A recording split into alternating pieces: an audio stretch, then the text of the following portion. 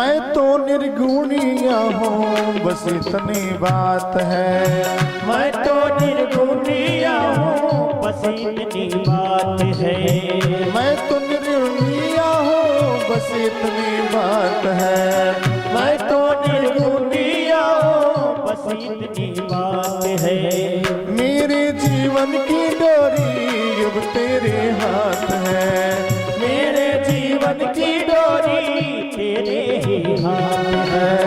थोड़ा सा धुल मिल जाए, थोड़ा सा धुल मिल जाए, थोड़ा सा गुण मिल जाए, थोड़ा सा धुल मिल जाए, मानो तुम्हारा उपकार प्रभु जी मेरी पूजा करो स्वीकार। प्रभु जी मेरी पूजा करो स्वीकार। हरि बोल।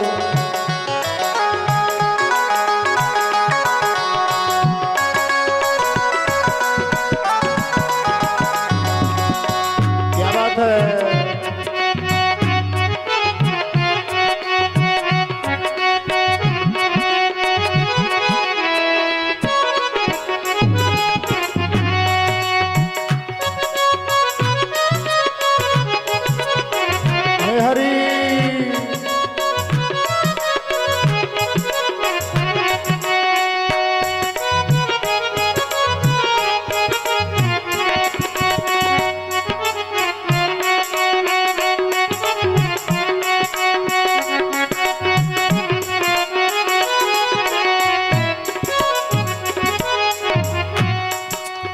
सुन लो हमारी अर्जी मुझको बस ज्ञान दे दो। सुन लो हमारी अर्जी मुझको बस ज्ञान दे दो। सुन लो हमारी अर्जी मुझको बस ज्ञान दे दो। सुन लो हमारी अर्जी मुझको बस ज्ञान दे दो। जीवन को जीना सीखूं इतना वरदान दे दो। जीवन को जीना सीखूं बस वरदान दे दो। सूरज से शान पाऊं चंदा से मान पाऊं। सूरज से शान पाऊं चंदा से मान पाऊं।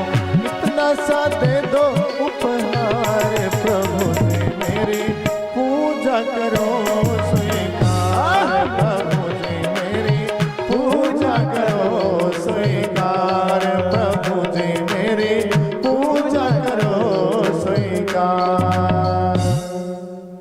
सज्जनों, भगवान श्री कृष्णलाल जी इसके बाद द्वारिका पधारे हैं। इसी बीच उस नन्हे से बच्चे जिसकी रक्षा भगवान ने किया था, वो नन्हा सा बच्चा प्रकट होता है, पैदा होता है।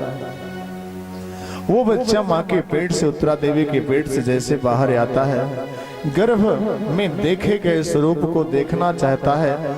चारों तरफ निगाह लगाता, वो कहाँ है, वो कहाँ है, वो कहाँ है, और नहीं देख पाता तो रोता है। व्यास जी जब बच्चे को चारों तरफ देखता हुआ तो बच्चे का नाम रखे परितः इक्षिता यश सह परीक्षिता। जो चारों तरफ इस भाव से देख रहा है कि कहाँ भगवान मिले, कहाँ वह रूप मिले, उसका नाम परीक्षित। ऐसे परीक्षित का जो नाम था वो विष्णु रात था। विष्णुना आराता दत्तः स विष्णु रातः। जो भगवान विष्णु के आशीर्वाद से प्राप्त हुआ वो विष्णु रात। सज्जनों, इधर भगवान श्री कृष्णलाल जी आए, सुंदर उपहार दिए, और परीक्षित जी उनके गोदी में जब पहुंचे तो लगे हंसने, लगे मुस्कुराने। सुंदर उपहार आज देके भगवान श्री कृष्णलाल जी पुनः अर्जुन के साथ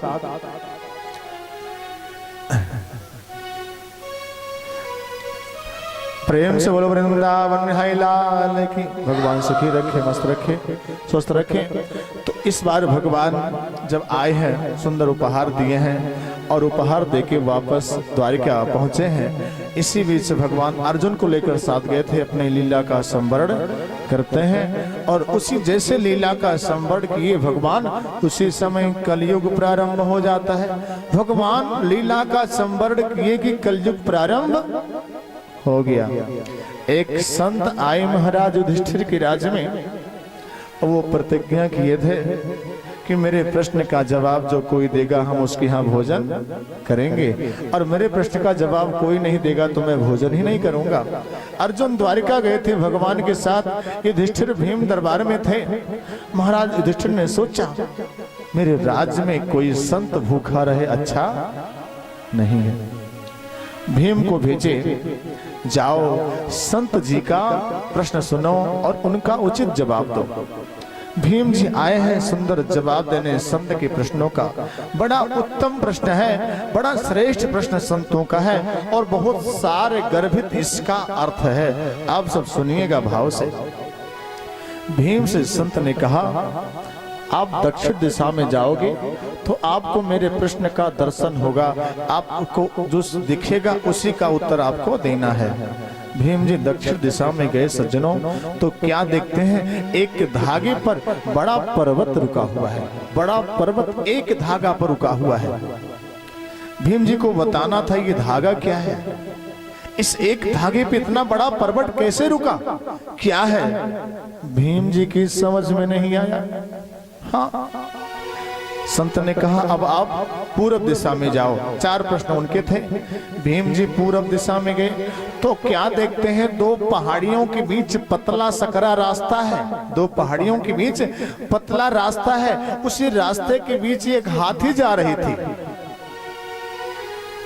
अरे अचंभा तो तब हुआ कि हाथी उस रास्ते से निकल गई पर उसकी पुछिए बाज गई। पतले रास्ते से हाथी निकल रही थी, हथिया तो निकल गई बस पुछिए फंस गई। अब भीम जी उलझ गए, हे भगवान ये का विडंबना, हाथी निकली मोटी पूंछ फंस गई। समझ में नहीं आया। भीम जी को उत्तर भेजे संत जी, तो भीम जी उत्तर क्या देखते हैं, एक गाय अभी अपने बच्चे को जन्म दी है, बछिया को। अब बछिया को गाय का दूध पीना चाहिए लेकिन गैया बछिया का दूध पी लेती है। अब भीम जी लगे चकरा गए, महाराज नहीं समझ में आया। भीम जी पश्चिम दिशा में गए संत के भेजने से। भीम जी ने क्या देखा, 5 कुआं, एक कुआं बीच में, 4 कुआं चारों तरफ। एक जो बीच वाला कुआं था वो जो उफान मारता तो 4 कुआं भर जाते, और जब 4 कुआं उबाल मारते तो ये कुआं नहीं भरता। भीम जी नहीं बता सके, तब युधिष्ठिर स्वयं चल के आए। और युधिष्ठिर आए तो बोले महाराज आपने दक्षिण दिशा में जो दिखाया है एक धागे पर पर्वत टिका हुआ है, उसका उत्तर ये है कि वो धागा सत्य का है। धर्म के 4 पैर, सत्य दान दया तपस्या। प्रेम से बोलो वृंदावन भाई लाल की। ये 4 पैर, और चारों पैर में 3 पैर कट चुके हैं, 3 धागे टूट चुके हैं। सत्य का एक धागा इस कलयुग में रुका हुआ है, उस पर धर्म टिका है। जिस दिन सत्य खत्म हुआ पृथ्वी लय हो जाएगी। प्रेम से बोलो वृंदावन है लाल की। और कलयुग में बहुत करारा घात सत्य पर ही हो रहा है। सत्य पर ही कितना झूठ बोला जाए, सत्य को ही काटने का पूरा प्रयास कलयुग के माध्यम से ही हो रहा है। प्रेम से बोलो वृंदावन है लाल की। युधिष्ठिर ने कहा महाराज पूरब दिशा में जो हमने देखा हाथी निकल गए लेकिन पूंछ फंस गई। इसका मतलब ये है कि कलयुग में मूल से ज्यादा ब्याज होगा। लोग मूल को तो दे ले जाएंगे लेकिन ब्याज को नहीं दे पाएंगे, बेजबे में फंस जाएंगे। ब्याज इतना अधिक हो जाएगा कि वो मूल से ज्यादा हो जाएगा। प्रेम से बोलो वृंदावन भाई लाल की। हाँ, और महाराज उत्तर दिशा में जो हमने देखा कि गाय अपने बछिया के दूध को पी रही थी, इस कलयुग में जिस बेटी को लोग दान देंगे उसी बेटी का धन फिर लेके खाएंगे। जिस बेटी को दान देंगे उसी का फिर लेके खाएंगे। प्रेम से बोलो वृंदावन भाई लाल की। ऐसा कुछ उदाहरण तो आपको समझ में मिल जाता होगा कि बेटी का ससुराल में पटता नहीं तो वाई के मायका में ही रहती है। जब मायका में रहते हैं तो दामाद जी का फोन भी मायका में ही आता है, बेटी के घर पे मतलब पिता के यहाँ आता है। और जो जब वहाँ से रजिस्ट्री होती है तब भी वो ससुराल में बेटे पत्नी के पिता के यहाँ ही भेजते हैं। मतलब घर से सारा संबंध खत्म है, दामाद का सारा कुछ काम अब पत्नी के घर से चल रहा है। तो पैसा जब आ रहा है वहां से, तो फिर सास ससुर कई जगह ऐसे मिल जाते हैं कि अपना कहीं साग से, अरे बहनी ना 20 रुपया दे दो, सब्जियां मंगा ली, फिर दे दो तुम्हें बिहान। तो कहाँ बिहान देते, खत्म। प्रेम से बोलो वृंदावन भाई लाल की। तो अभी तो ये शुरुआत है ना। और पश्चिम देखे, युधिष्ठिर ने कहा पश्चिम दिशा में 4 कुआं है, एक कुआं को नहीं भर पाता, ये कुआं 4 कुआं को भरता। इसका मतलब है एक बाप 4 बेटे का परवरिश कर ले जाएगा, पर 4 बेटे एक बाप का परवरिश नहीं कर पाएंगे। बहुत मुश्किल हो जाएगा, 4 बेटे मिलकर एक बाप का भरण पोषण नहीं कर पाएंगे। हमने देखा है आंख के सामने, परिवार में 3 बेटे आपस में बंटवारा हो गया। अब बात बची पिताजी की। अब पिताजी कहाँ जाए, किसके पास जाए? गांव के लोगों ने कहा बड़े बेटे से तुम्हें खिलाओ, तुम्हारे पिताजी है ना, खिलाओ, तुम्हें अपने पास रखो। हम काहे रखे, हम काहे रखे? हमें कुछ ज्यादा दिए हैं का? कुछ हमें ज्यादा दिए? 1 रुपया भी हमें ज्यादा नहीं दिया। मैं नहीं रखने वाला इनको, रखे वो लोग। बच्चा बड़ा वाला मना कर दिया, बीच वाला भी, हम क्यों रखे? तीनों मना कर दिए। और अंत में ये हुआ, ये पिताजी के नाम पर कुछ खेत अलग किया जाए, वो खेत जो लेगा वही खिलाएगा। मतलब फ्री में कोई नहीं खिलाएगा पिताजी को। प्रेम से बोलो वृंदावन बिहारी लाल की।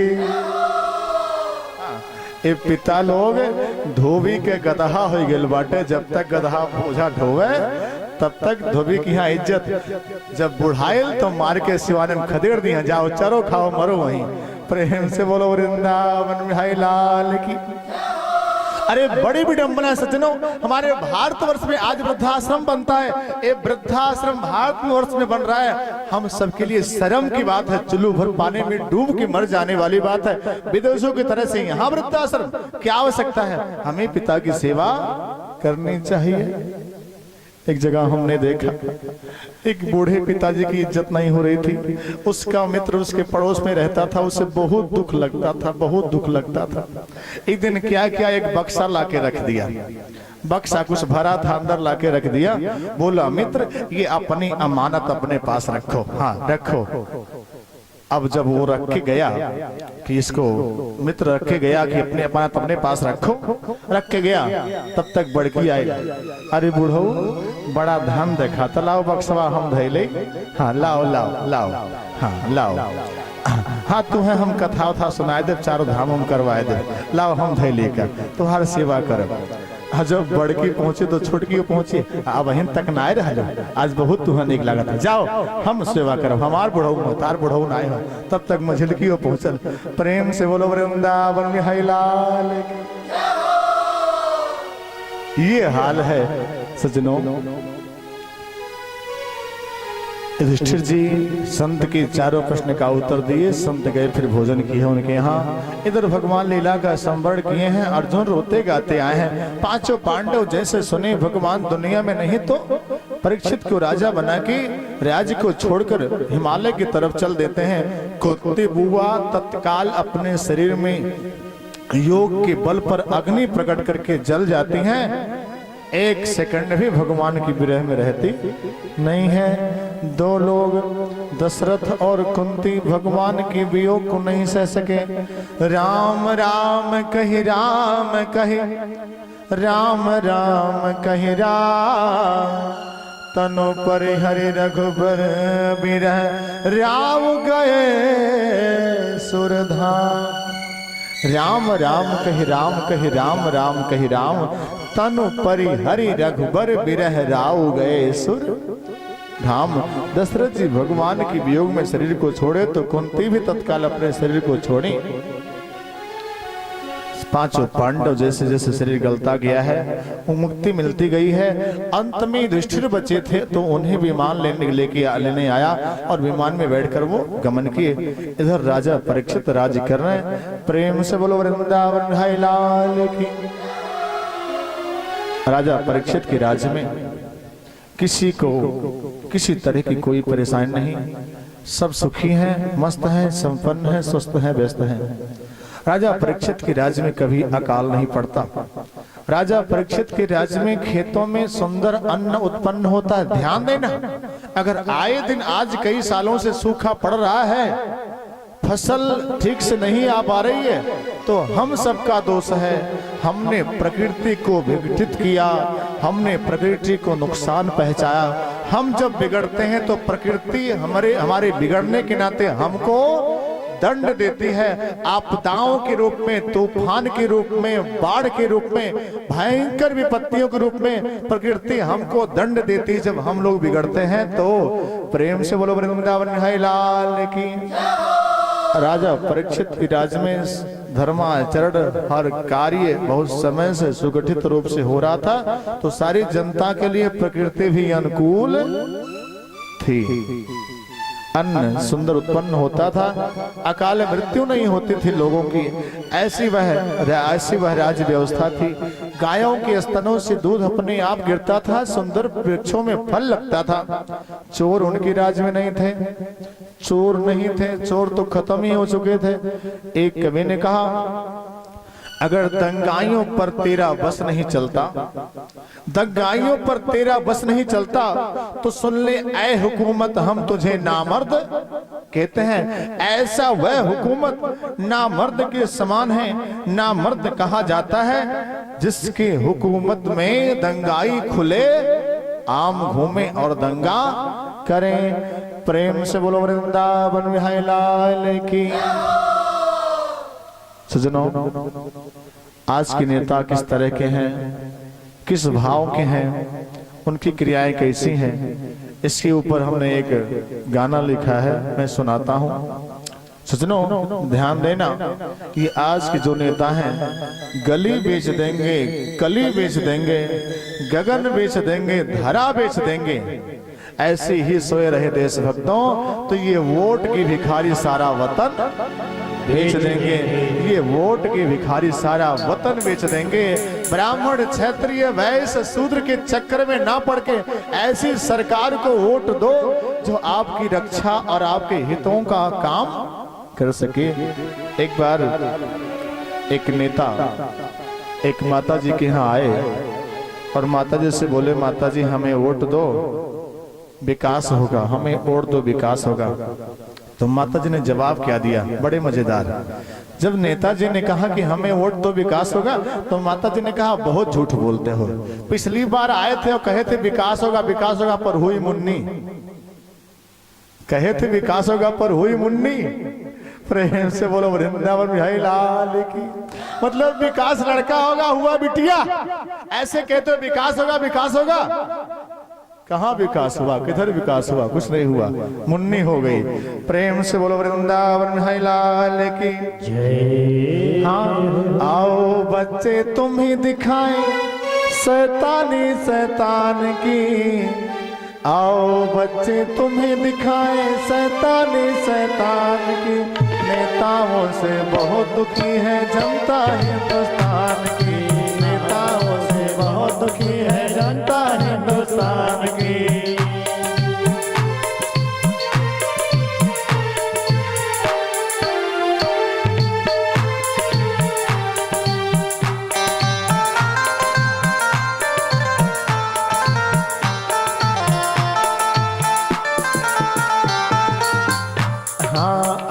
बच्चे तुम्हें दिखाएं शैतानी शैतान की, आओ बच्चे तुम्हें दिखाएं शैतानी शैतान के। नेताओं से बहुत दुखी है जनता हिंदुस्तान की, नेताओं से बहुत दुखी है जनता हिंदुस्तान की।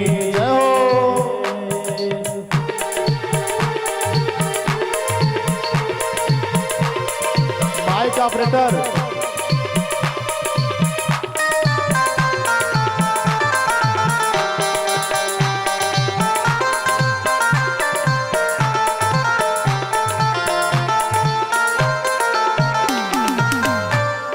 बड़े बड़े नेता है शामिल घोटालों की थाली में, बड़े बड़े नेता है शामिल घोटालों की थाली में, बड़े बड़े नेता है शामिल घोटालों की थाली में, बड़े बड़े नेता है शामिल घोटालों की थाली में। सूटकेस भर के चलते हैं इनके यहाँ दलाने में, दुख देश भर में चलते हैं इनके यहाँ धराली में। देश धर्म की नहीं है चिंता, देश धर्म की नहीं है चिंता, चिंता निसंतान की, नेताओं से बहुत दुखी है जनता हिंदुस्तान की, नेताओं से बहुत दुखी है जनता हिंदुस्तान की। जय हो।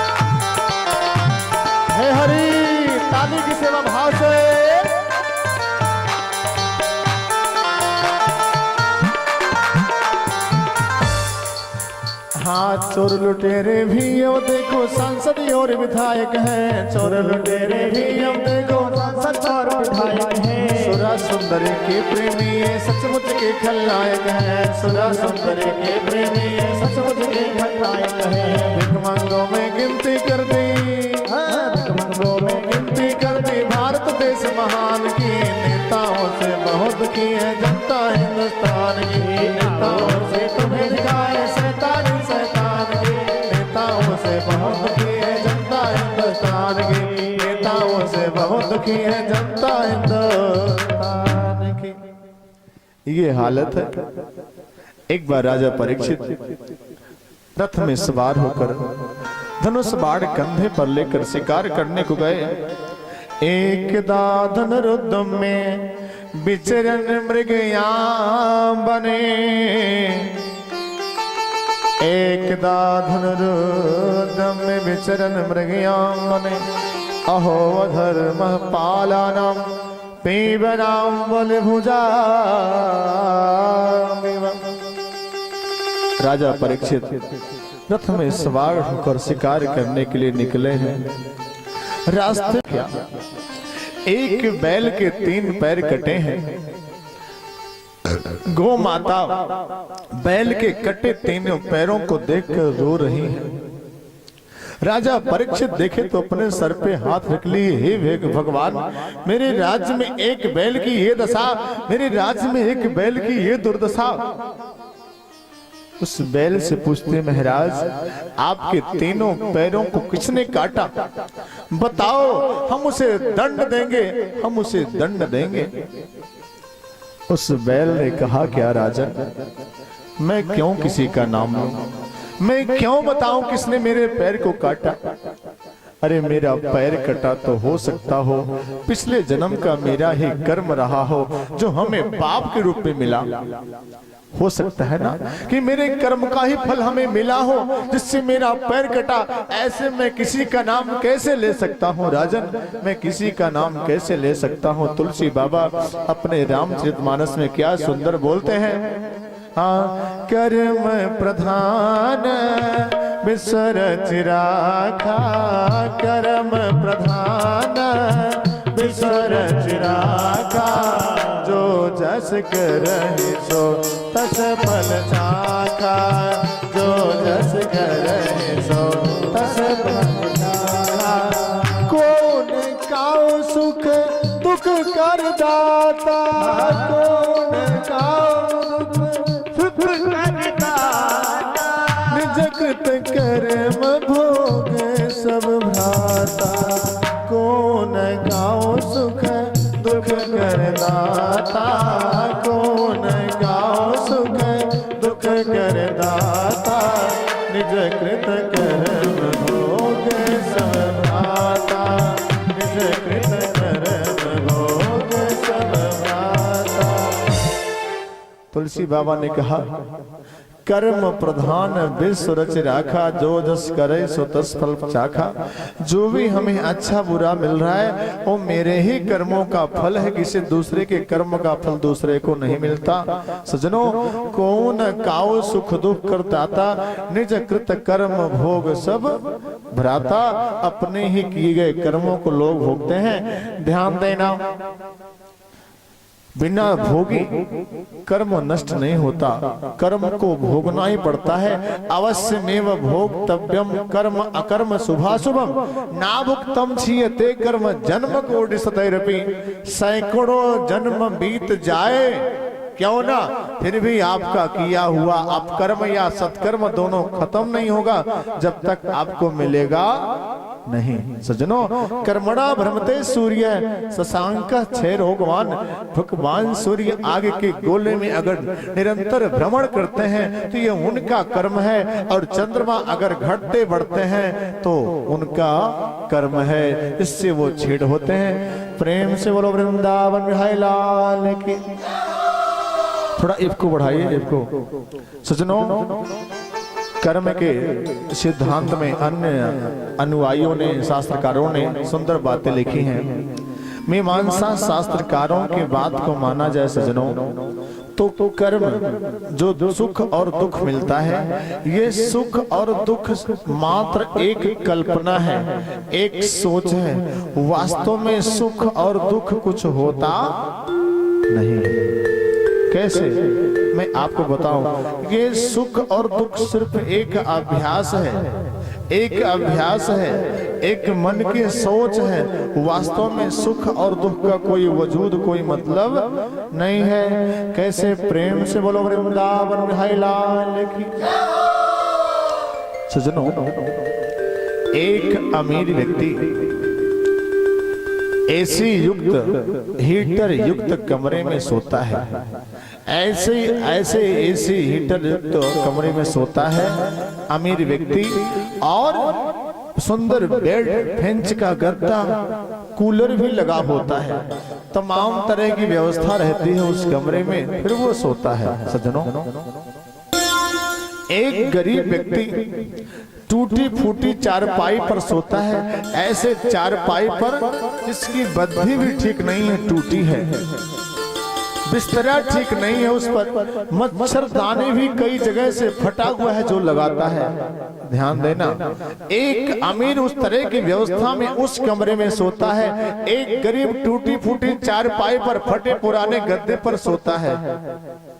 सज्जनों, किसी दिन लाइट नहीं आई, इन्वर्टर चार्ज नहीं रहा, जनरेटर में भी तेल नहीं रहा, रात में एसी नहीं चला, या ठंडे में कूलर हीटर नहीं चला। सुबह उठेगा क्या बताएं, योगिया माठ लिसाज लेटिए नाई नींदिए नहीं आई। हीटर नहीं चला तो उनको नींद नहीं आई उस कमरे में, लेकिन एक गरीब उस टूटी फूटी चारपाई पर पूरे 12 घंटे सोता है, जबकि मच्छर धनाधन काटते हैं।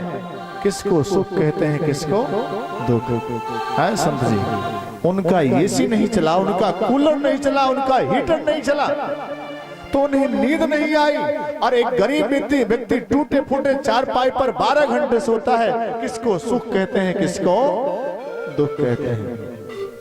और हमें लगता है उस अमीर से ज्यादा वो गरीब खुश होता है उस टूटी फूटी चारपाई पर सोकर।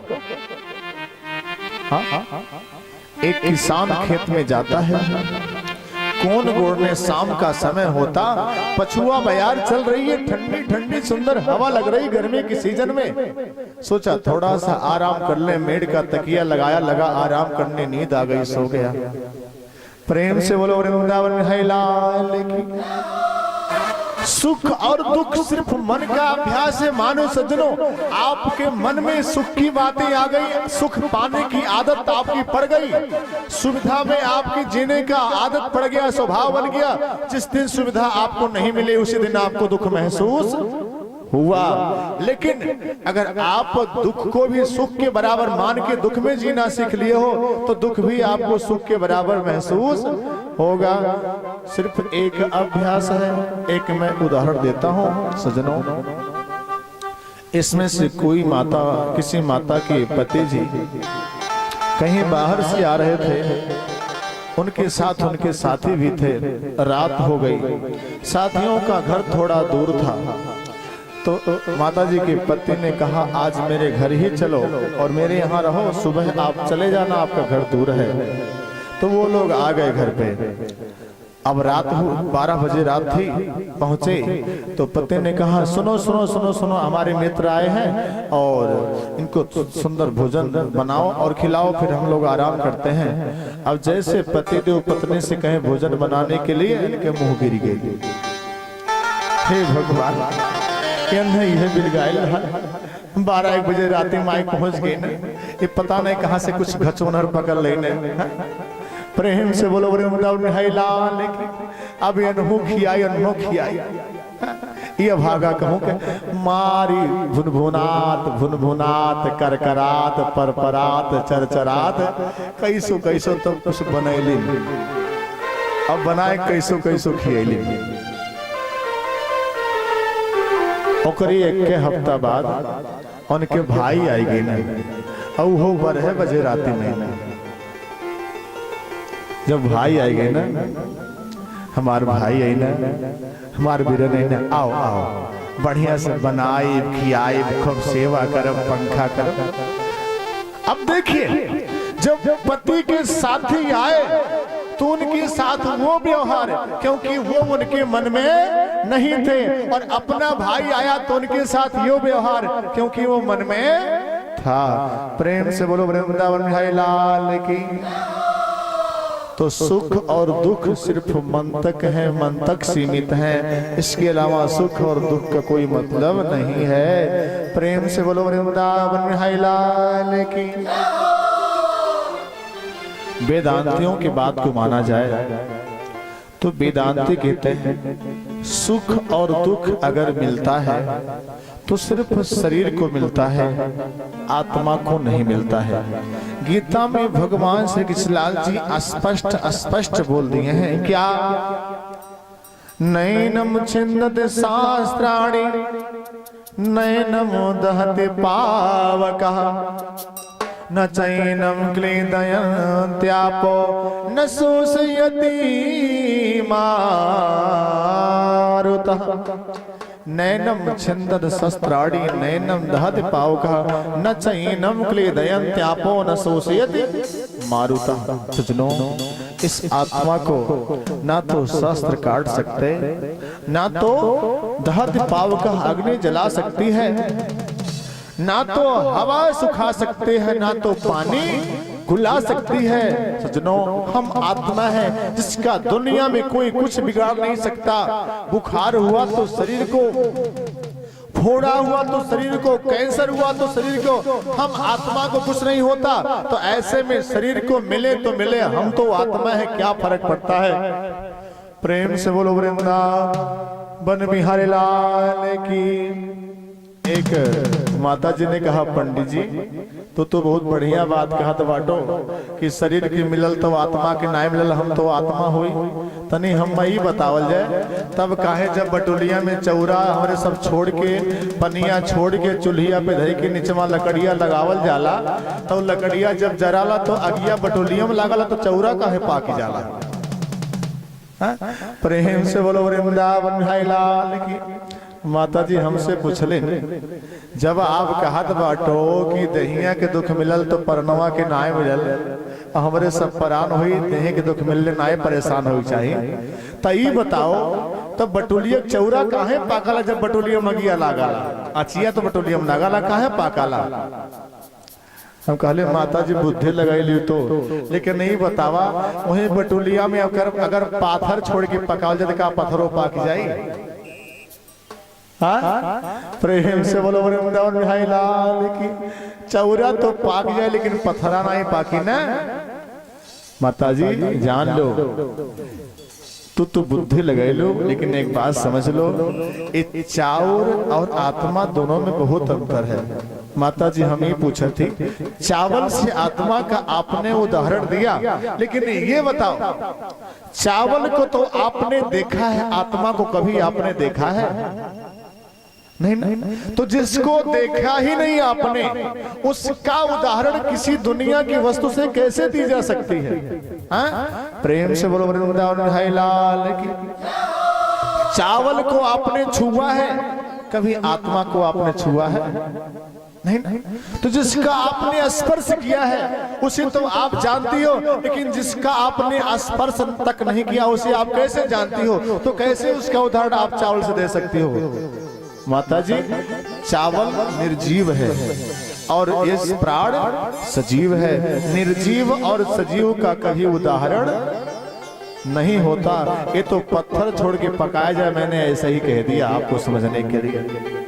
ठीक आत्मा में किसी शस्त्र, अग्नि, हवा आदि का असर उसी तरह से नहीं होता आत्मा पे, जैसे कोई व्यक्ति एक बाल्टी पानी उठाए के आसमान में फेंके तो कहे हम तो आसमान में भिजाए दली, हम तो आसमान में भिजाए दली, हम तो आसमान में भिजाए दली। आसमान भिजी? हाँ? एक बाल्टी नहीं 20 बाल्टी पानी छोड़े ऊपर बहावे और कहे हम तो भिजा दली आसमान में, आसमान भीगेगा नहीं। कोई कहे पंडित जी हम तो खरही जराए के आसमान में जराए दहली, आसमान जलेगा नहीं ना।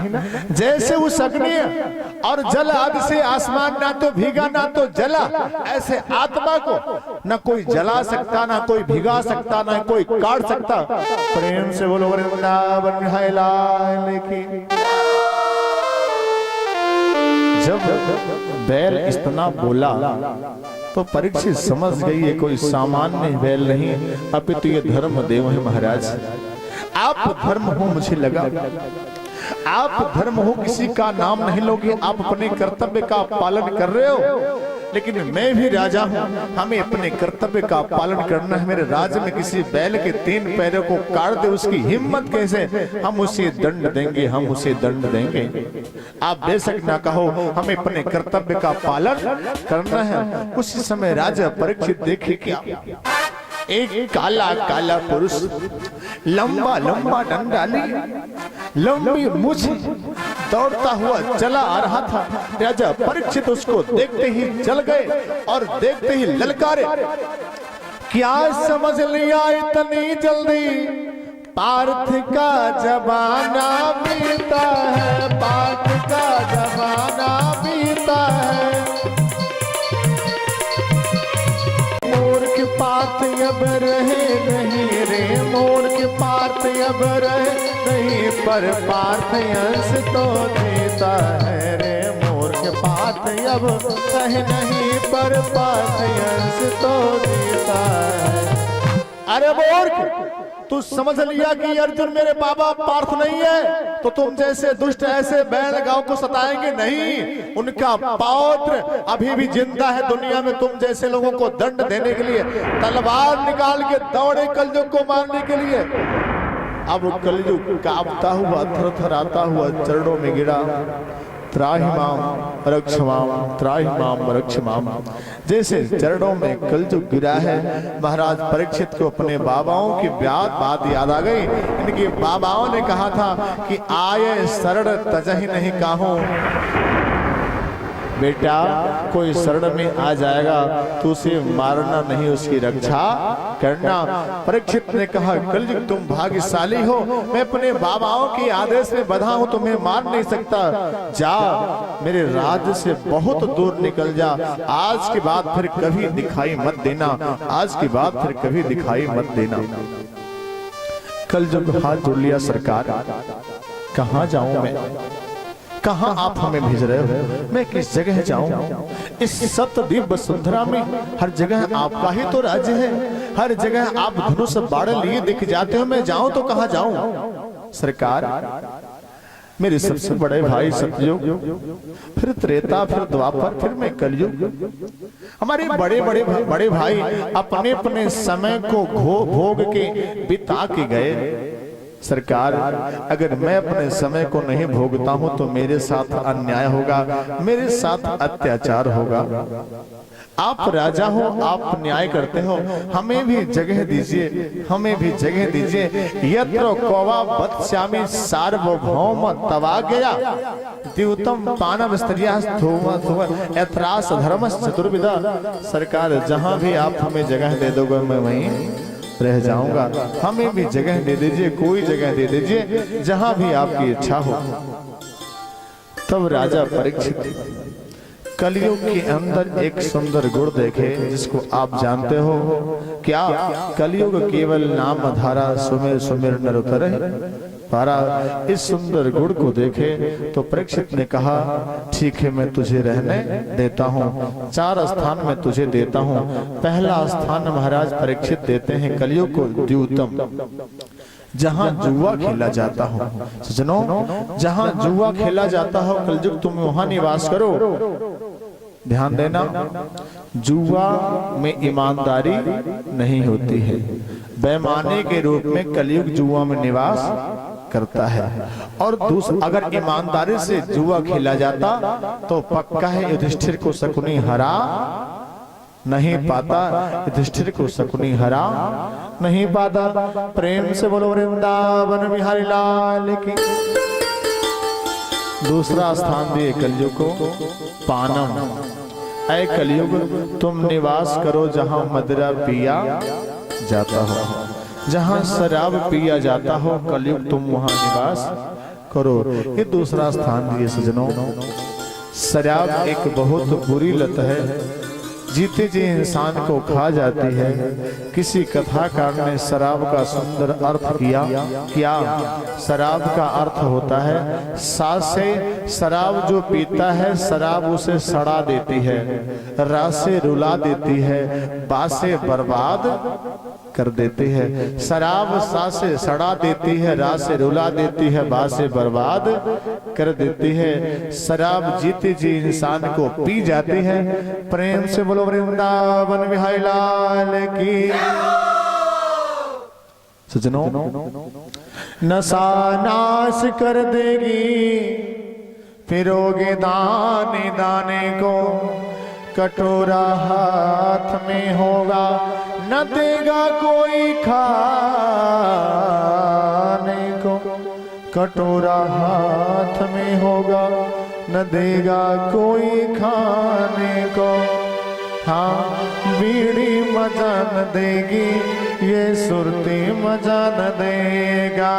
बीड़ी मजा न देगी, ये सुरती मजा न देगा। बोतल मजा न देगा, ये गुटखा मजा न देगा।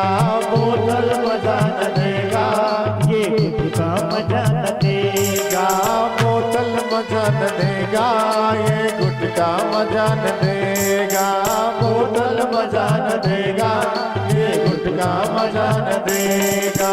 जय हो।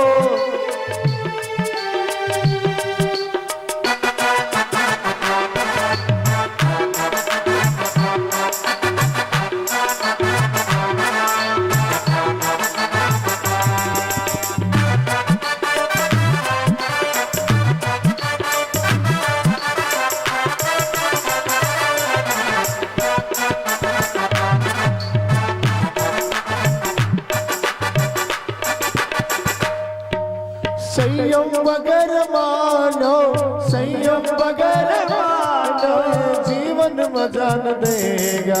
बीड़ी मजा न देगी, ये सुरती मजा न देगा। बीड़ी मजा न देगी, ये सुरती मजा न देगा।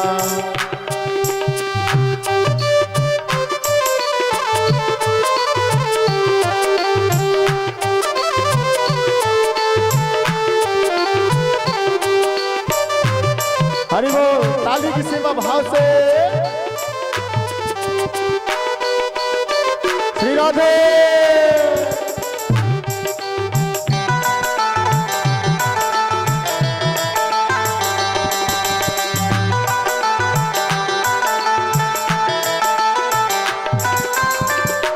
हाँ, समझा रहा हूँ तुमको, बर्बाद करना खुद को। समझा रहा हूँ तुझको, बर्बाद करना खुद को। ओ समझा रहा हूँ तुमको, बर्बाद करना खुद को। समझा रहा हूँ तुमको, बर्बाद करना खुद को।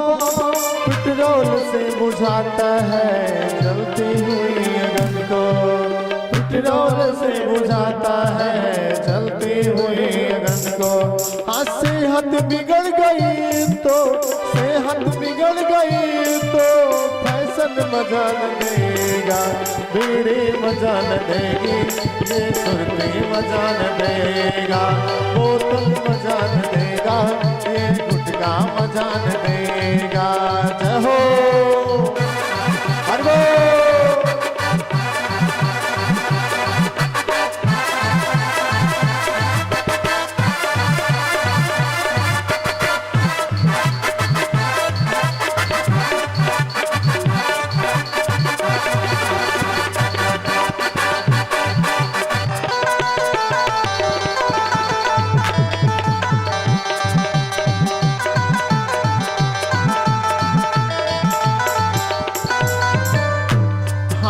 तन को बिगाड़ता है, तन को बिगाड़ता है, मन को बिगाड़ता है, तन को बिगाड़ता है और ये मन को बिगाड़ता है।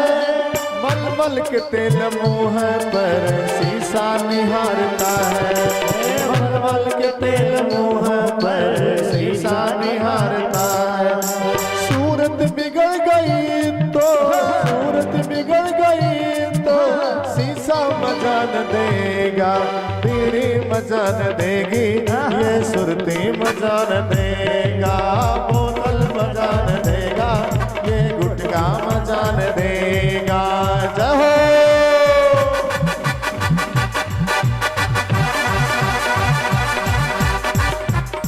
जो ताली की सेवा न करे उनके बगल वाले पर उनका सौगंध है, उनका कसम। बजाइए ताली, हरि बोल।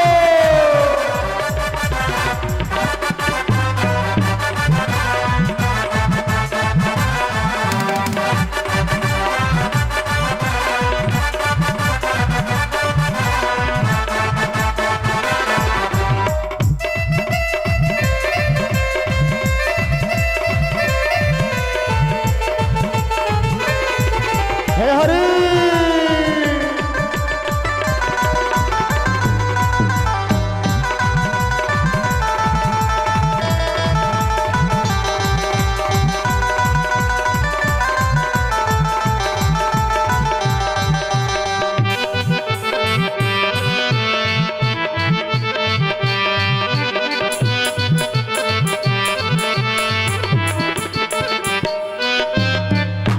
हाँ टीवी में बैठ गायन, टीवी में बैठ गायन, बहला रही है सबका मन, बहला रही है सबका मन।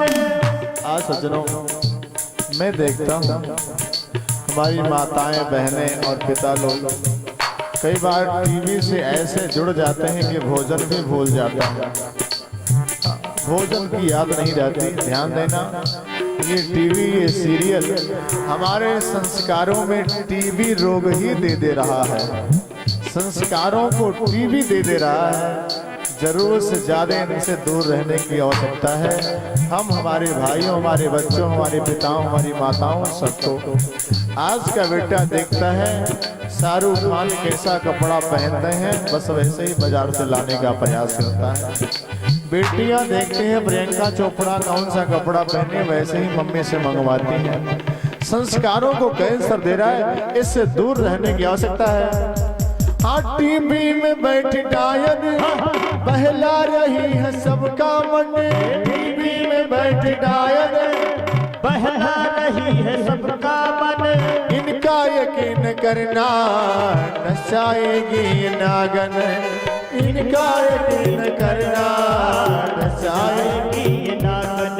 हाँ इनका यकीन करना नचाएगी ये नागन, इनका यकीन करना नचाएगी ये नागन। हाँ आंखें चली गई तो, आंखें चली गई तो टेलीविजन मजान देगा, बीड़ी मजान देगी, सुरती मजान देगा, बोतल मजान देगा, ये गुटका मजान देगा, बोतल मजान देगा, ये गुटका मजान देगा, बोतल मजान देगा, ये गुटका मजान देगा।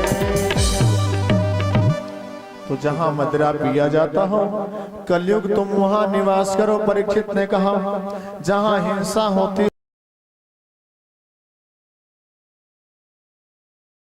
जहाँ स्त्री लंपट पुरुष रहते हो वहां पर तुम निवास करो। ये 4 स्थान जब कलयुग को दिए परीक्षित, तो कलयुग हाथ जोड़ लिया, सरकार हमको काला काला देखकर आप काला काला स्थान भी दे दिए। अरे कम से कम एक आध कमरा तो बढ़िया दे जो जहाँ अपने नात बात को ठहरा सको।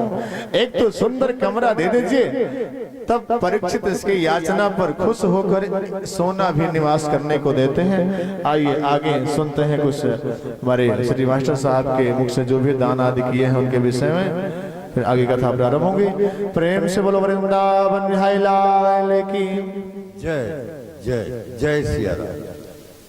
अभी आप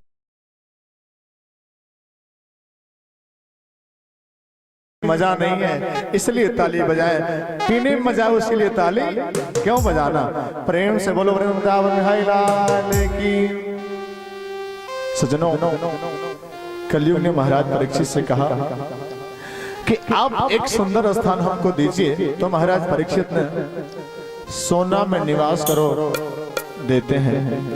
जैसे ही महाराज परीक्षित सोना में निवास करने की बात कहे कलयुग से, महाराज परीक्षित सोने का मुकुट पहने थे। उस मुकुट के ऊपर जाके कलयुग सवार होता है और जैसे सवार होता है कलयुग के असर से परीक्षित की सारी बुद्धि बिगड़ गई, बुद्धि उनकी मलिन हो गई। सजनों, आपको हम बताएं, भगवान ने गीता में लिखा है और भागवत जी की 11वें स्कंद में भी, धातु नाम अस्मि कांचनम में धातुओं में सोना हो। और हमारे पंडित जी लोग जब दक्षिणा चढ़ावाते हैं तो मंत्र बोलते हैं हिरण्य गर्भा, अर्थात भगवान सोने में रहते हैं, सोने में निवास करते हैं, हिरण्य सोने के गर्भ में। यहाँ पर बात यह है कि अगर महाराज परीक्षित कलयुग में सोना को निवास करने की बात बताए, तो जब सोना में भगवान निवास करते हैं तो आखिर कलयुग कैसे रह सकता है, कलयुग कैसे निवास कर सकता है। तुलसी बाबा एक चौपाई लिखे हैं और चौपाई के अनुसार सुंदर अर्थों की तरफ इशारा होता है। क्या चौपाई लिखे सुनिए। हाँ, तुम्हें निवेदित भोजन करही, तुम्हें निवेदित भोजन करही, तुम्हें निवेदित भोजन करही, तुम्हें निवेदित भोजन करही, प्रभु प्रसाद पट भूषण धरही, प्रभु प्रसाद पट भूषण धरही, नाथ सकल संपदा तुम्हारी, नाथ सकल संपदा तुम्हारी, मैं सेवक समित सुत नारी, मैं सेवक समित सुत नारी, मैं सेवक समित सुत नारी। तुलसी बाबा ने कहा तुम ही निवेदित भोजन करही, प्रभु प्रसाद पट भूषण धरही, नाथ सकल संपदा तुम्हारी। मतलब जो भी मेरे पास भूषण है, जो भी मेरे पास पहनने की चीजें हैं सोने के, वो सब आपका है और आपको मैं समर्पित करके पहन रहा हूँ। नाथ सकल संपदा तुम्हारी, ये सारी संपत्ति आपकी है।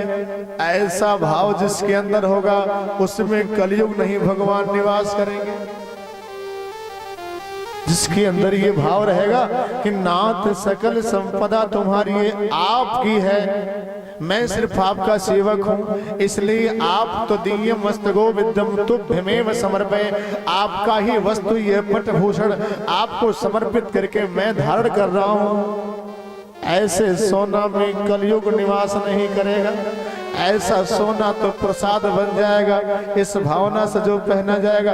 और जो अहंकार से पहना जाएगा, मैं तो दुनिया में सबसे धनी हूँ, अरे पंडित जी गहुआ में सबसे अमीर हम ही बाटी, चिंता ना करो, कोनो कमी आई तो हमारे यहाँ आ जाए। इस तरह की भावना से जो स्वर्ण आदि के आभूषण को धारण करेगा पक्का उसमें कलयुग निवास करेगा।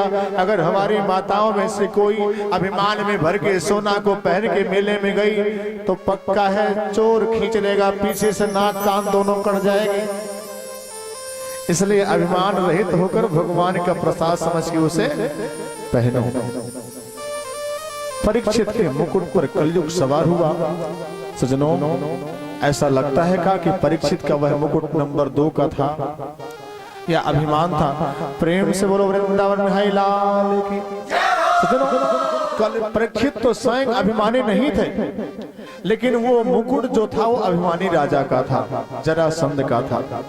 जरासंध को भीम जी मारे तो जरासंध के मुकुट को लेकर आके खजाना में जमा किए और आज महाराज परीक्षित उसी मुकुट को धारण करके निकले हैं। वो शुद्ध कमाई का नहीं था, शुद्ध सोच का नहीं था, सो कलयुग उसमें सवार हो गया।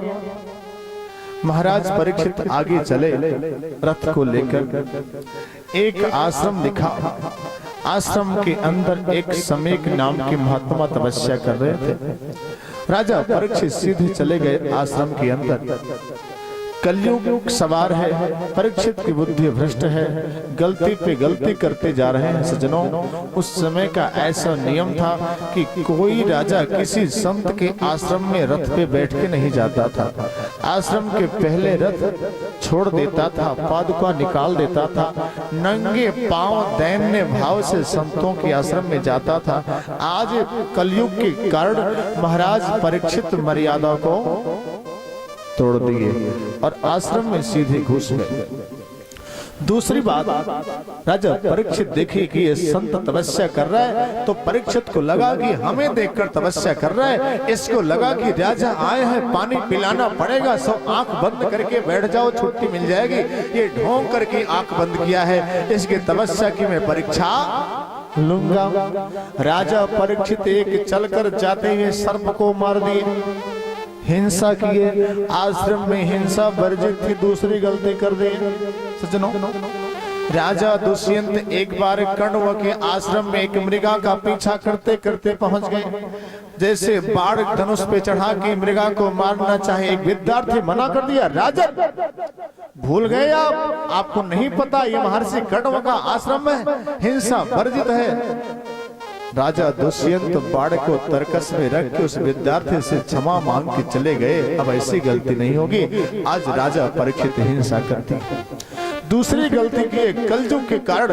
और तीसरी गलती क्या की राजा परीक्षित के भी अपने से बड़ों की परीक्षा नहीं ली जाती, अपने से छोटों की परीक्षा ली जाती। आज राजा परीक्षित समीक जैसे योग्य महात्मा तपस्वी की परीक्षा लेते हैं, उनके गले में सर्प डालकर। सज्जनों, महाराज समीक की जो तपस्या थी वो असली थी। सर्प के पड़ने के बाद भी उनकी समाधि टूटी नहीं। राजा परीक्षित वहां से चले। समीक महात्मा का लड़का था श्रृंगी। श्रृंगी सुना कि मेरे पिता के गले में परीक्षित ने, राजा परीक्षित ने सर्प डाला है। समीक को क्रोध आया और क्रोध में आग बबूला हो गया, आंखें लाल हो गई और क्रोध करके कहा, ओ राजा परीक्षित, आपको क्या लगता है कि मैं राजा हूं और राजा होने के नाते आप हम ब्राह्मणों को भी सता सकते हो? राजन, अब भी हम जैसे ब्राह्मणों में ऐसी शक्ति है तपस्या की कि आप जैसे राजाओं को दंड दे सकती है। ऐ राजन, इतिलंघित मर्यादम तक्षकः सप्तमेहनि दक्ष तिस्म तुलांगारं नोचमुत तद्रुहम। राजन, जिस मर्यादा का आपने उल्लंघन करते मेरे पिता गले में सर्प डाला है, मैं श्राप देता हूँ वही सर्प आज के 7वें दिन तक्षक के रूप में जाएगा और आपको डसेगा। ऐसा श्राप दिए श्रृंगी ऋषि ने। ध्यान देना, राजा परीक्षित अश्वमेध यज्ञ किए थे। उस समय जब अश्वमेध यज्ञ राजा लोग पूरा करते थे तो पूरा होने के बाद राजा बोलते थे कि अदंडोस्मि अदंडोस्मि अदंडोस्मि, मतलब हमें कोई दंड नहीं दे सकता। पूरी दुनिया के हर राजा को मैंने जीत लिया है, हमें कोई दंड नहीं दे सकता। ऐसा राजा बोलता था, अदंडोस्मि अदंडोस्मि अदंडोस्मि। उसी समय एक ब्राह्मण एक लकड़ी के डंडे को राजा के सर पे ऐसे मार मार के 3 बार बोलता था, राजन धर्म दंडोसी धर्म दंडोसी धर्म दंडोसी। मत भूलिए, आपको दुनिया में कोई दंड नहीं दे सकता, लेकिन आज भी धर्म आपको दंड दे सकता है। आज भी धर्म आपको दंड दे सकता है। आप धर्म दंड से बाहर नहीं हो। आज श्रृंगी ने श्राप देकर उसी धर्म दंड का पालन किया, उसी धर्म दंड का पालन किया। समीक जब सुने तो अपने गौरवमुख नाम के शिष्य को तुरंत भेजते हैं, जाओ राजा परीक्षित आज कलयुग के प्रभाव से जो भी गलती किए, लेकिन राजा परीक्षित राजा जैसा राजा इस भूमंडल को मिलने वाला नहीं। जाके सावधान करो उन्हें, अपनी गति के लिए प्रयास करें। गौरवमुख नाम का शिष्य दौड़ा दौड़ा आ रहा है। राजा परीक्षित राज्य में पहुंचकर जैसे ही अपने मुकुट को उतारे और कलयुग का असर खत्म हुआ, बुद्धि शुद्ध हुई, लगी परीक्षा कर, लगे पश्चाताप करने। हैं भगवान, मैंने कितनी बड़ी गलती कर दी। जिन संतों का सदा सर्वदा मैंने सम्मान किया, उनके चरणों के धूल को अपने सर पे रखा है भगवान, आज ऐसे संत का अपमान मेरे हाथ से हो गया। मेरे बुद्धि का हो गई, मेरे बुद्धि को किसने खा लिया, किसने खत्म कर दिया। पश्चाताप कर रहे थे, मैंने कितना बड़ा पाप किया। उसी समय गौरवमुख नाम का शिष्य पहुंचा, बोला राजन आपको श्राप लगा है, 7वें दिन मरने का। तक्षक नाम का नाग आपको डसेगा। राजा परीक्षित नाचने लगे, नाचने लगे। बहुत अच्छा हुआ। अरे मैंने पाप किया, वो जैसा पापी धरातल पे रहे, ये अच्छा नहीं है। ये पाप ना जाने कितने जन्मों तक मेरा पीछा करता। आज मेरे गुरु हमें श्राप देकर मेरे उस पाप को यहीं पर खत्म कर दिए, मेरे उस पाप को इसी जब समय नष्ट कर दिए। नहीं तो ना जाने ये पाप कितने जन्मों तक मेरा पीछा करता। प्रेम से बोलो वृंदावन बिहारी लाल की। नहीं तो ना जाने कितने जन्मों तक यह पाप मेरा पीछा करता। धन्य हो गुरुदेव, मेरे उस पाप को आपने इसी समय धुल दिया श्राप देकर। राजा परीक्षित अपने बच्चे जन्मेजय को गद्दी पर बिठाते हैं, राजा बनाते हैं और स्वयं गंगा जी के तट पर चले जाते हैं। सज्जनों, गंगा जी के तट पर राजा परीक्षित गए हैं। दुनिया में इस बात की चर्चा जैसे ही फैली है कि राजा परीक्षित को श्राप लगा है, हर जगह हाय हाय हाय हाय हाय हाय हो रहा है कि ऐसा राजा परीक्षित जिसको श्राप लगा, अब ऐसा राजा हमको कहाँ मिलेगा। बड़े बड़े संत, बड़े बड़े ऋषि, ज्ञानेंद्र मुनींद्र परीक्षित के पास आते हैं। उस गंगा नदी के पास सज्जनों ध्यान देना, दुनिया का जो भी व्यक्ति अनन्यता से भगवत शरण में जाता है, अनन्यास चिंतयन्तो माम ये जनाः पर्युपास्ते, भगवान प्रतिज्ञा किए हैं जो अनन्यता से मेरी शरण में आता है, मैं उसकी योगक्षेम का वहन करता हूँ, उसकी रक्षा करता हूँ। राजा परीक्षित गंगा के तट पर गए हैं तो एक मिट्टी का टुकड़ा भी लेकर नहीं गए हैं, एकदम सब कुछ भगवान को समर्पित करके, तेरे भरोसे मेरी गाड़ी तो जाने तेरा काम जाने प्रभु, अब मैं आपके भरोसे गंगा तट पर आया हूँ। अब चाहे हमको मारो या जिंदा करो, आपकी इच्छा के ऊपर निर्भर है। ऐसा भाव जिसके अंदर आता है, पक्का भगवान उसकी रक्षा करते हैं। बड़े बड़े संत महर्षि आते हैं। महाराज सुखदेव जो कभी कहीं नहीं जाते थे, आज उनके मन में ऐसी प्रेरणा आती है, चलो परीक्षित से मिलो, चलो परीक्षित से मिलो। सुखदेव जी परीक्षित से मिलने को चल देते हैं। ये भगवान की प्रेरणा है। क्यों? आज परीक्षित गंगा के तट पे आए हैं तो भगवान के भरोसे, तो भगवान अपने जिम्मेदारी का निर्वहन कर रहे हैं। ध्यान देना, राजा परीक्षित जब गर्भ में थे, एक ब्राह्मण ने अस्त्र छोड़ा तो भगवान चक्र सुदर्शन अस्त्र से ही परीक्षित की रक्षा किए। आज एक ब्राह्मण ने बाग वज्र छोड़ा है तो मानो सुखदेव के रूप में भगवान बाड़ी से रक्षा करने के लिए परीक्षित के पास आ रहे हैं। सुजनो, तत्रा भवन भगवान व्यास पुत्र अदृक्षया गामटमानो नपेक्षा अलक्षलिंगो निजलावतुष्टो व्रतस्य बालैरवधूत भेष। एकदम अवधूत के भेष में, नंग धिड़ंग, जिनके पास शिखा सूत्र की भी कोई गठरी नहीं है, ऐसे सुखदेव जी निर्ग्रंथा अप्रकृत रूप में, एकदम कोई मोह माया गठरी नहीं, परीक्षित के पास चलते चले आ रहे। एक कथाकार ने कहा, व्यास और नारद एक समाज सुधारक हैं, समाज को सुधारने वाले संत हैं, लेकिन सुखदेव जी उत्तम वक्ता हैं, श्रेष्ठ वक्ता हैं। सुखदेव जी जैसा वक्ता व्यास और नारद भी नहीं हो सकते। सज्जनों, जिनके अंदर ज्ञान, वैराग्य और भक्ति की पराकाष्ठा हो, वही उत्तम वक्ता है। ज्ञान, वैराग्य और भक्ति तीनों उत्तम श्रेणी के सुखदेव के अंदर मौजूद है। सुखदेव उत्तम वक्ता है, नारद व्यास समाज सुधारक है। और सज्जनों, सुखदेव तो इतने निर्विकारी थे, अरे समाज को सुधारने का काम वो करे जिसको ये पता चले कि समाज बिगड़ रहा है। जिसको ये पता ही ना चले कि समाज बिगड़ रहा है, वो समाज सुधारने का क्या काम करेगा। सुखदेव जी ऐसे थे, कुछ नहीं पता, हरि भजन, हरि कीर्तन, हरि कथा। प्रेम से बोलो वृंदावन बिहारी लाल की। सज्जनों, सुखदेव जी आए, सारे ऋषि खड़ा होकर उनका सम्मान किए हैं, फिर आसन ग्रहण किए हैं। सुखदेव को देखकर महाराज परीक्षित ने कहा, ऐसा संस्मरणात् पुंसाम सद्य सुदन्ति वैगृहा किं पुनर्दर्शन स्पर्श पाद शौचाचनादि। ऐसा संस्मरणात् पुंसाम, जिसके स्मरण मात्र से व्यक्ति शुद्ध हो जाता है, पवित्र हो जाता है, जिसके याद करने मात्र से व्यक्ति का पाप खत्म हो जाता है, ऐसे संत हमारे सामने बैठे हैं। मैं उनका दर्शन कर रहा हूँ, उनके पैर को धुल रहा हूँ। अब भला कौन सा मेरा पाप बचेगा? अब कोई मेरा पाप नहीं रह सकता। सारे ऋषियों ने कहा, महाराज आपके उत्तम भाग्य जो इस तरह के संत का आगमन हुआ है। आप तुरंत इनके पैर को धुलो, इनका पूजा करो और अपने समस्या को इनके सामने रखो।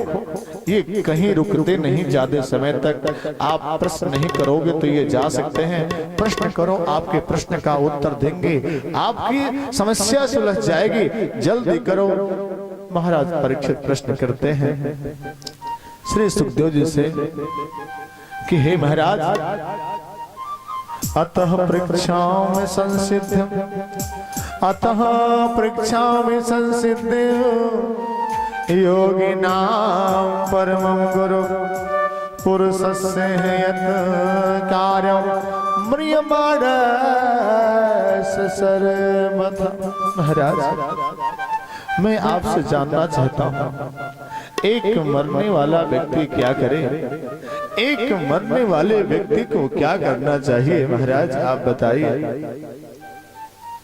सुखदेव जी परीक्षित के इस पवित्र भावना से किए गए प्रश्न को सुनकर खुश हो गए। महाराज, आपने कहा मरने वाला क्या करे, अर्थात ये आप स्वयं की तरफ से सिर्फ अपने लिए प्रश्न नहीं कर रहे हो, पूरी दुनिया के लोग मरने वाले हैं और दुनिया के हर मरने वाले की चिंता आपको है, इसलिए आप कह रहे हो कि मरने वाला क्या करे। राजन, बरियाने सते प्रश्न कृतो लोक हितो नित। आपका प्रश्न बड़ा सुंदर है, बड़ा श्रेष्ठ है। राजन, जिसे अपने मृत्यु को बनाना है, जिसे अपने मृत्यु को सुधारना है, उसे चाहिए जितना जल्दी हो सके उतना जल्दी से जल्दी हरि भजन हरि कीर्तन चालू कर दे। यह व्यक्ति जो निद्रया ह्रियते रक्तम व्यवानेव चवावयः दिवाहार्थे चया राजन कुटुंब भरणेन वा। व्यक्ति दिन रात शाम सुबह अपने बच्चों की व्यवस्था, बच्चों का भरण पोषण, स्वयं के सुख और सोने की चिंता में जीवन बिताता जा रहा है। ऐसे व्यक्ति को चाहिए कि ज्यादा से ज्यादा समय निकाल के हरि भजन करे, हरि कीर्तन करे। अगर मृत्यु को बनाना चाहता है तो सज्जनों, व्यक्ति श्रोतव्यः कीर्तितव्यश्च स्मर्तव्यश्च चेतता भयम्। यह व्यक्ति अपने मृत्यु से डरे ना, क्योंकि मृत्यु से डरना अच्छी बात नहीं है। मृत्यु से डरोगे तो भी कभी न कभी मृत्यु आएगी ही। मृत्यु से डरो नहीं, बल्कि मृत्यु को बनाओ, मृत्यु को इतना सुंदर बनाओ अपने कर्मों के द्वारा कि हंसते हंसते मर जाओ और मरने का कोई गम ना हो। मरना है तो डरना क्या, रोते रोते मरना क्या। मृत्यु अच्छी हो जाए, मृत्यु सुंदर हो जाए, इस तरह से अपने मृत्यु को सुंदर बनाओ। श्रोतव्य कथा सुन के, स्मर्तव्य कथा में जो सुंदर बातें कही जाए उसको करके, उसको स्मरण करके और अच्छी बातों को याद करके फिर जीवन में उतार करके अपने मृत्यु को बनाओ। प्रेम से बोलो वृंदावन बिहारी लाल की। सजनों, महाराज परीक्षित ने कहा, गुरुदेव मन लगता नहीं, और मन भी अगर लगाया जाए तो तमाम तरह की बाधाएं आती रहती हैं, तमाम तरह की बाधाएं आती रहती हैं। जैसे माला जप करने बैठो तो ये काम वो काम, दुनिया भर का तमाम सारा काम आने लगता है। कैसे क्या किया जाए। एक संत ने सुंदर गाना लिखा इस पर, कैसे कैसे पूजा में, अर्चना में, वंदना में बाधाएं आती हैं। जरा सुनिएगा। 3 बार भोजन भजन एक बार, 3 बार भोजन भजन एक बार, उस